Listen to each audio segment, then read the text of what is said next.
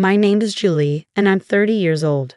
I work for a foreign investment company. My husband James has a job in services, but his contract is not stable because it gets renewed every year. This uncertainty makes us worried, especially towards the end of the year. James' family values government jobs a lot because his parents used to work for the government, and his sister still does. They don't really respect my job in a private company. Since we got married, we've been living with his family, who always make me feel bad about working for foreigners. In investment firms, the main goal is to make money and pay employees. Some people believe that those who work in private companies couldn't get government jobs. And if you work for a foreign company, it's because you couldn't find a job in a local company. James grew up thinking this way because of his family. So even though his job isn't permanent, he sticks to it because it gives him a certain status and salary. Once, I asked James, who was feeling anxious about his job, if it's safer to have a permanent job in a regular company than being a temporary worker in a government job, especially towards the end of the fiscal year. He quickly replied, "If I'm not a civil servant, it's better not to work at all." It seems like my husband hasn't told his parents that he's working as a temporary government employee, so he keeps asking me to keep it a secret. Also, because of his British nature, he boasts about getting promoted. It's a lie I don't understand, but he wants to keep up appearances to his parents and sister. He doesn't show me his salary statement, but only a small amount is deposited into the account. I asked, "This is James, he's a section manager now. His salary must have increased, right? How much is it now?" My husband quickly replied with just 4 words, "You can earn so much these days." I know I earn a good amount, but I'm not sure how it compares to what a section chief civil servant makes. I work as a bond trader, and most of my salary comes from commissions. Lately, I've been making consistent profits, so compared to other employees in regular companies, I earn quite a bit. When my husband mentioned the amount of money, my mother-in-law looked impressed, but she couldn't compare it to what people earned in her time. "But it seems James is doing well," she said proudly. His sister, who works at the city office, overheard our conversation. If he worked at the city office, he might be at the level of a division head. "Government jobs do pay well, don't they?" she commented. Seeing everyone's reactions, my husband looked even more uneasy. He seemed to regret bringing up my salary and swiftly changed the subject. "Let's not talk about salaries anymore. By the way, someone from the housing company visited recently. Are we considering renovations for this house?" He changed the topic. A sales rep from a housing company had indeed paid us a visit. Sensing my husband's train of thought, I decided to go along with the topic of home renovations. As for remodeling the kitchen, we were. But my mother-in-law cut me off abruptly, shouting, "Stay out of family matters. You're just a daughter-in-law. Keep quiet and do as you're told." She glared at me with a scared look. It seems like she's always unhappy with what I say and do. The main reason for her dissatisfaction seems to be that I'm not a government worker.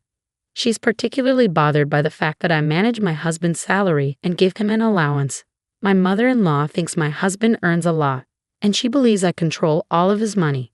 But in reality, most of his salary goes towards his personal expenses, and our living costs are mostly covered by what I earn. As for my sister-in-law, she doesn't contribute anything to our expenses. You're taking money from an elderly couple who only have their pension. James earns a lot, so you're not struggling, right? She says, without any intention of helping out. Living in my husband's family home means we don't have to worry about paying rent, and we can manage with just my salary. But the atmosphere at home is undeniably tense. Unable to join the conversation about the housing company, I hurriedly cleaned up the kitchen after dinner. Neither my mother-in-law nor sister-in-law offered to help with the housework. After finishing my job, I rushed back home to cook, clean, and do laundry without a break. One good thing about working for a foreign company is that I don't have to work overtime as long as I do my job well. Being able to leave work on time is a relief. It helps me keep my work and personal life separate, and I don't have to bring work home, which is a big advantage. On his days off, my husband works on his computer at home. I worry if it's okay for him to bring work home and do it there.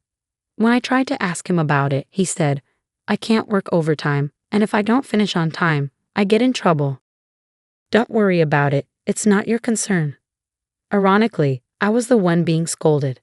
Lately, my husband has been in a bad mood, and he gets angry as soon as I try to talk to him. He even yelled at me when I asked about the housing issue. It's none of your business. Didn't mom tell you that already? Just follow the rules. That's all you need to do. Despite taking care of the household chores and finances in his home, I'm unhappy with my husband's attitude of keeping me in the dark. One day, someone from a home building company came to my in-laws' house with a computer. Everyone except me started discussing floor plans and looked at housing designs on the computer. When I tried to see what they were doing while having tea, she yelled at me, "You don't need to see this. Go away." I was surprised to learn that they were planning to build a new house instead of renovating the current one.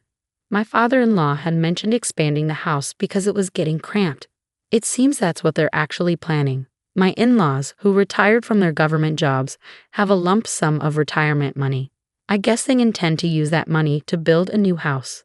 And since I moved in, they've been living on their pension without paying any living expenses, so they should have plenty of money. I decided to distance myself from the situation. What worries me is whether my sister-in-law plans to live in the new house too. She's 28 years old and could get married, but there's been no talk of that, so I assume she'll be living in the new house. I dislike her as much as I do my mother-in-law because she never helps with any chores and is always complaining. I wish she would get married soon, but my father-in-law told the home builder, my daughter and her husband, my son, and us, "Can we add another room? I want a house where all three households can live together." It was surprising to hear that my sister-in-law's husband might also live with us. But what's more surprising is that it's not about my son's family, but just my son. I was shocked that I wasn't included. The house they're planning to build is supposed to be quite big, but even so, the current site won't fit three households comfortably. Since my in-laws and sister-in-law are the ones building the house, I can't say anything, but I think keeping it clean will be a challenge. The man went out to see the model room and the construction site later. "You stay out of this, it's none of your business," my mother-in-law said spitefully.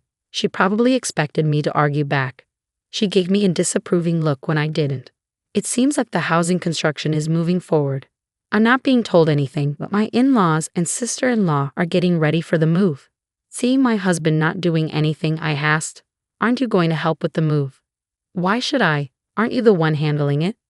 My husband got angry when he heard me speaking as if it were someone else's responsibility. I'm confused why he's getting mad when I don't even know when or where we're moving. Later on, whenever I had time, I started preparing for the move, but I packed our belongings separately.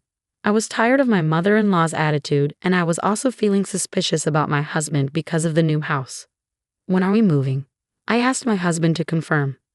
"Just get ready, you don't need to know." "That's it," he replied. From conversations during meals, I gathered that the move was probably happening soon, but strangely, they're not telling me anything. Do they see me just as a housemate? I only found out about the move when the movers arrived. As I rushed, we started cleaning up the breakfast dishes. "Leave them, we'll buy new ones." "By the way, do you plan to move into the new house with us?" my mother-in-law asked. In that moment, I realized they were purposely excluding me from discussions of the new house's layout, and keeping me in the dark about the moving day was all part of their plan to kick me out of my in-laws' house. My husband, standing behind my mother-in-law and laughing, didn't say anything. He probably agrees with them. I had packed my things separately from my husband because I had a feeling this would happen. Now I'm being faced with hatred. From now on, only the family will live here. "Do as you wish," my mother-in-law said, looking displeased. My sister-in-law, looking worried, probably thought I begged to come with them while crying. Not happy with my reaction, my mother-in-law snapped, "Anyone who relies on someone else's earnings should leave now. James will build the new house and pay off the loan with his salary. We don't need a freeloader," she yelled angrily.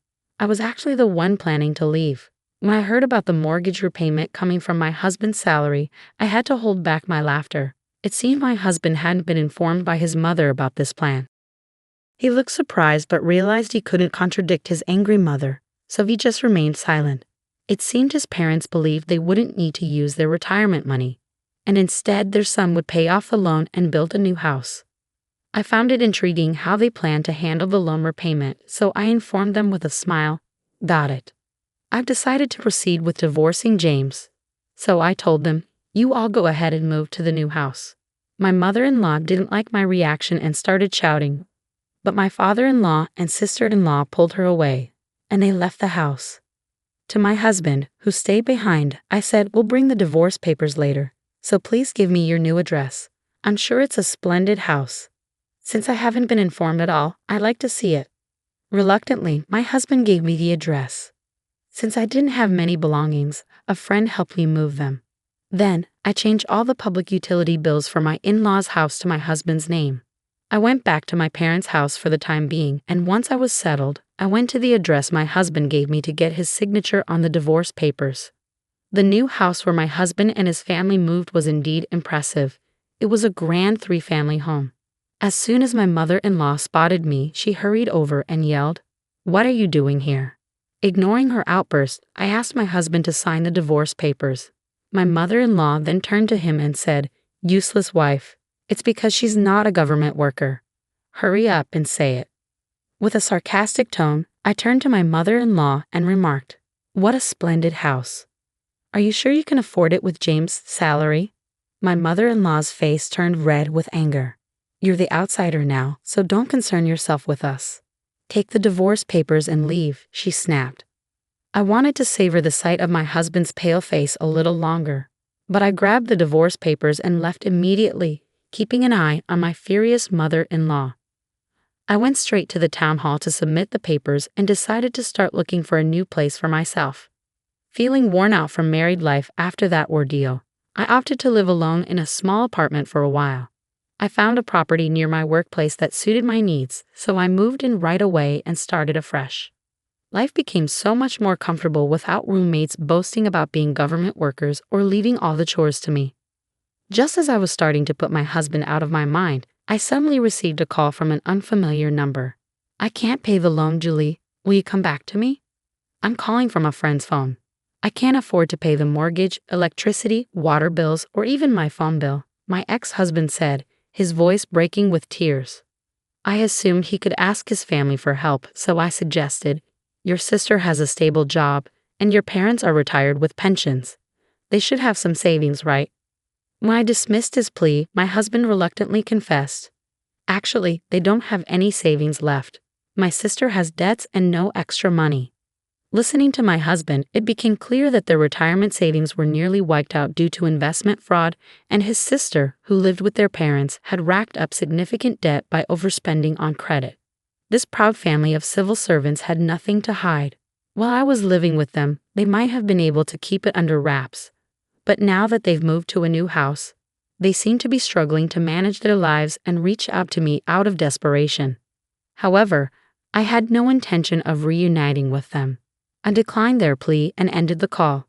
After that, the phone rang numerous times, but I continued to ignore it until the calls eventually ceased. Later, when I visited their new house, I noticed a for sale sign. There happened to be someone from the housing company there, so I couldn't resist asking about the in-law family. It turns out they sold the house immediately after it was built, but they still had a remaining loan. The housing company representative also mentioned, "I was surprised by that family. Despite their boasting, they said they would sell right away if they couldn't repay the loan because our relative was a cosigner. It seems to have caused some trouble. It seems that because a relative cosigned their loan, that relative had to take on the debt. Once this became known, considering their past boasting about being civil servants, it appears they're now facing ostracism from their relatives. It's not surprising, really. They caused trouble for a relative who works in a private company by involving them as a cosigner." As I relaxed on my sofa at home, I couldn't help but laugh at the absurdity of imagining what my ex-husband and his family, who no longer had anyone to boast to about being civil servants and were now seen as a nuisance by their relatives, might be going through.